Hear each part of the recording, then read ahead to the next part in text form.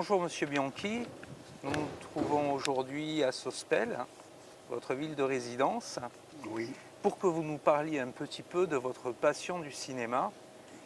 Et par exemple, on peut commencer par les débuts, votre jeunesse. oui. Ben écoutez, mes parents d'abord étaient exploitants de cinéma. Ça facilite un peu la chose parce que je suis presque né dans un cinéma. Et puis alors bon, j'aimais beaucoup les images des films, évidemment, j'ai même une image particulière. C'est la première qui s'est gravée en ma mémoire de futur cinéphile. C'était un lion et un cerf qui s'aimaient comme deux frères à l'écran. Ils se pourléchaient l'un l'autre, c'était magnifique. J'ai eu d'ailleurs plus tard beaucoup de mal à trouver le film dans lequel ces images paraissaient euh, pour, euh, pour inclure ça dans le montage d'un film sur ma carrière cinématographique. Bref, pour en revenir au début, c'est surtout lors des combats en juin 40, j'avais 12 ans. Lors de ces combats-là, la maison de mes parents à Menton avait été pillée.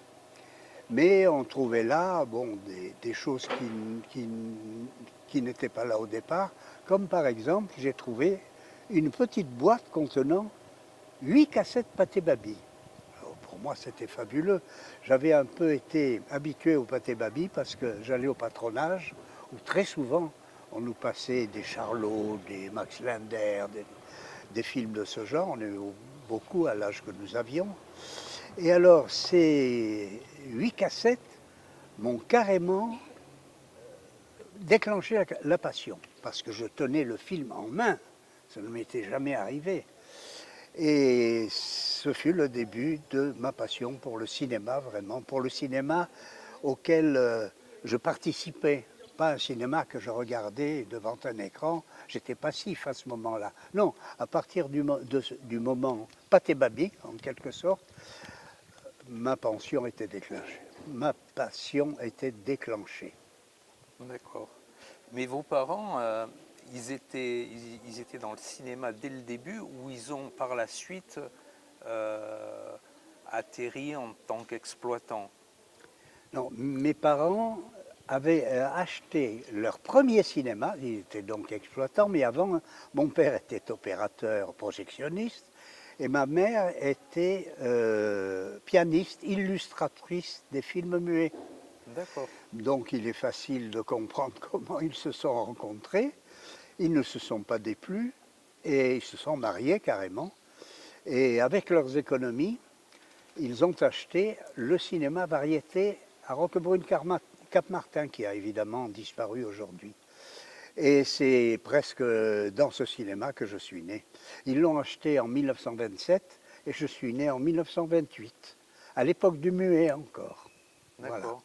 Donc vous avez assisté à des projections de films muets, vous, Oui, à cette absolument. époque-là. Et j'avais des images qui me restaient en mémoire, mais bien entendu, comme j'étais à peine né. Ils ont dû me mettre dans la salle entre 1 et 3 ans. Je ne sais pas exactement, ils ne me l'ont jamais dit. Mais enfin, donc on peut dire qu'à partir de 1929, j'avais des images que j'ai gardées en mémoire. Malheureusement, je n'avais pas le titre. Je ne savais pas ce que je voyais. C'est 20 ans plus tard, quand j'ai revu les mêmes films en ciné-club ou ailleurs, ah, c'était ça, voilà. Et c'est à cause de cela que j'ai pu dater les moments où j'étais dans la salle de cinéma, puisque je savais que le film était sorti en telle année et qu'à 1 an près, j'avais le même âge que ce film. Voilà. D'accord. Comment vous voyez aujourd'hui l'évolution des cinémas? Alors, c'est particulier, c'est très personnel. J'ai eu la chance de vivre un cinéma qui était, non pas un art véritable, c'est mal dit, mais quelque chose qui passionnait tout le monde. Peut-être parce que précisément, il n'était pas encore banalisé, on ne l'avait pas à la maison, comme aujourd'hui avec la télévision. Et de ce fait, ça avait une importance capitale dans le bonheur des gens. Ah, je suis aussi allé au cinéma. J'avais moi-même, alors un peu plus grand, hein, puisque j'ai grandi là et le cinéma, ils l'ont eu quand même, ils l'ont gardé quelques années. J'avais des copains de mon âge, mettons 10-12 ans.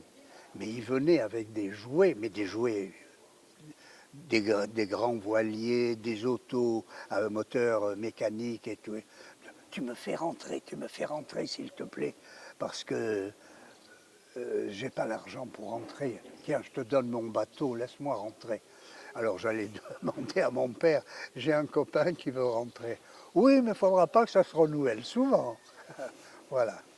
D'accord. Et le cinéma, donc, de, de votre père, vous ne l'avez pas repris en tant qu'exploitant. Non, non, non, jamais.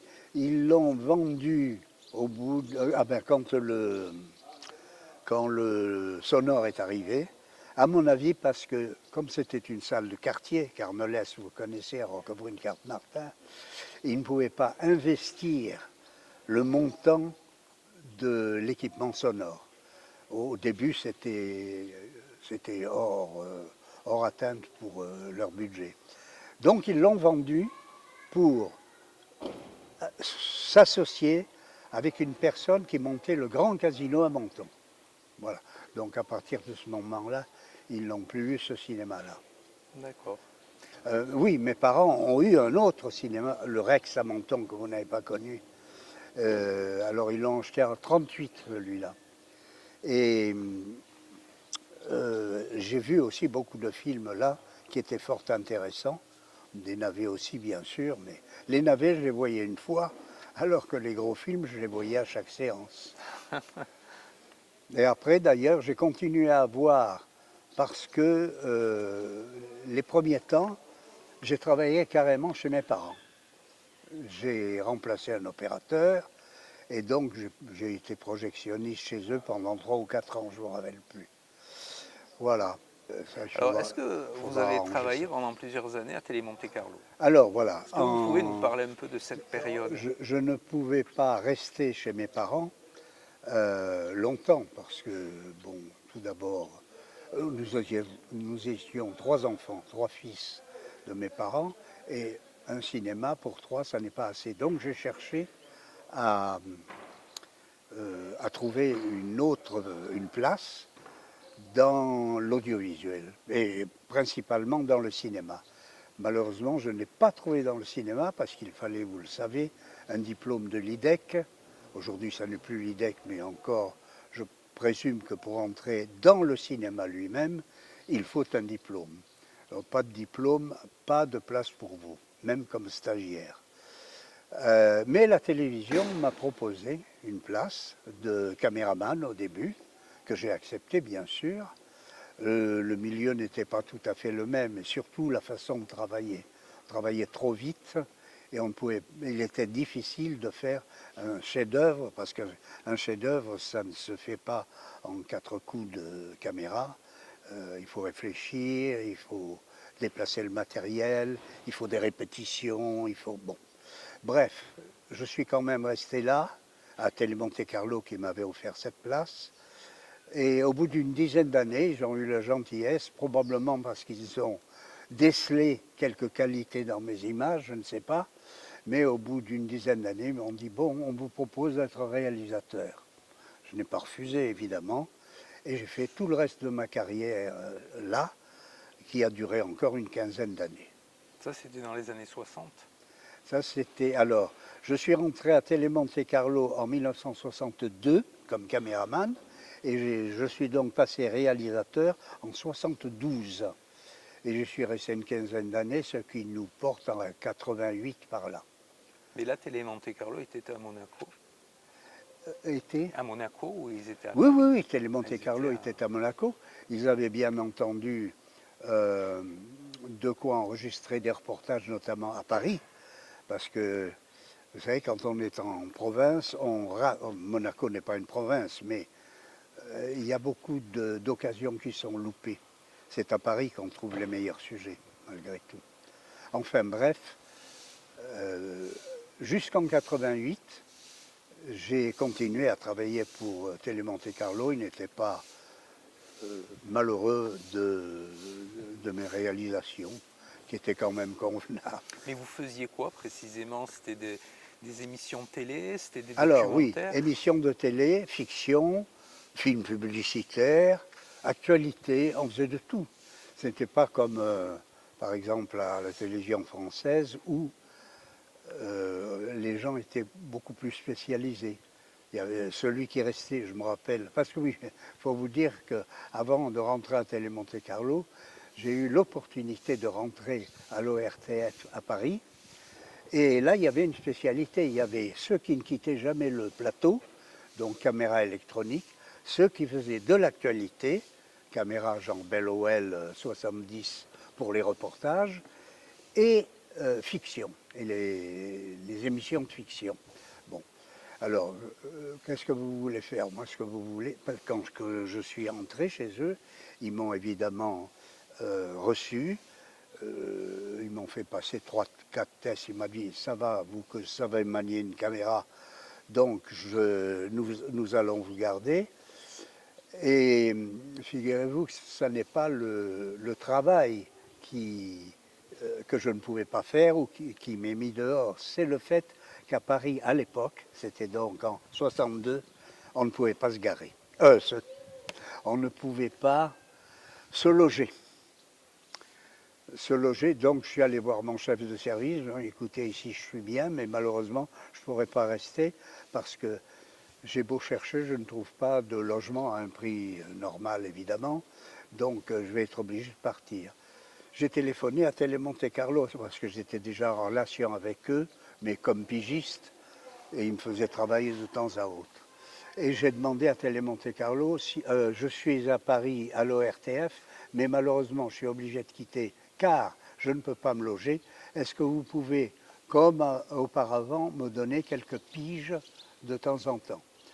Le gars que je connaissais au bout du fil m'a répondu, mais bien entendu, mais qu'est-ce que tu allais faire chez les Esquimaux? Voilà. Donc j'ai donné ma démission à l'ORTF et je suis venu sur la Côte d'Azur, à Menton que j'habite.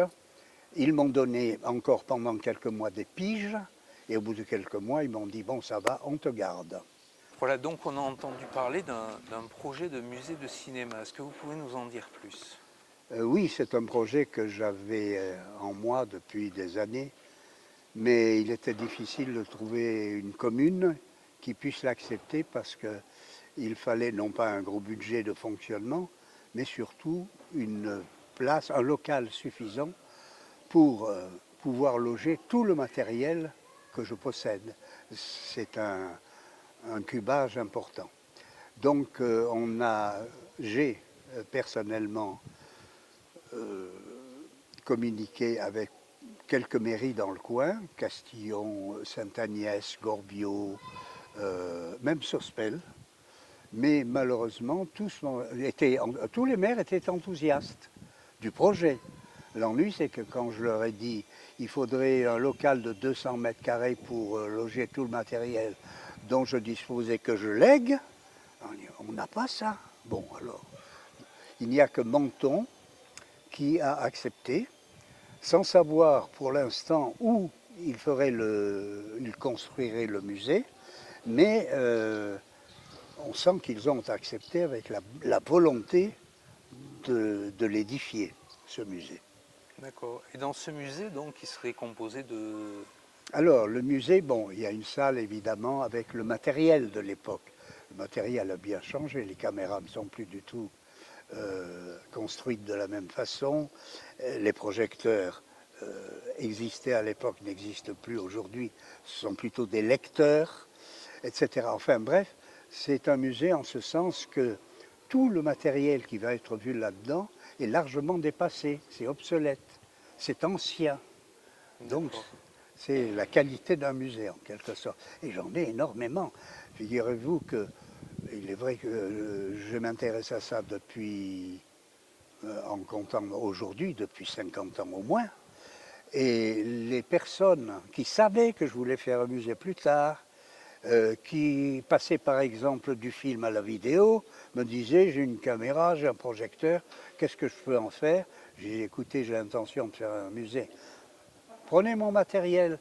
Je dispose aujourd'hui, ce qui a été donné à Menton il y a peu, 90 projecteurs et environ 75 caméras. Ça prend déjà du volume. D'autant qu'il y a des projecteurs qui sont en 16 mm, qui sont quand même assez gros.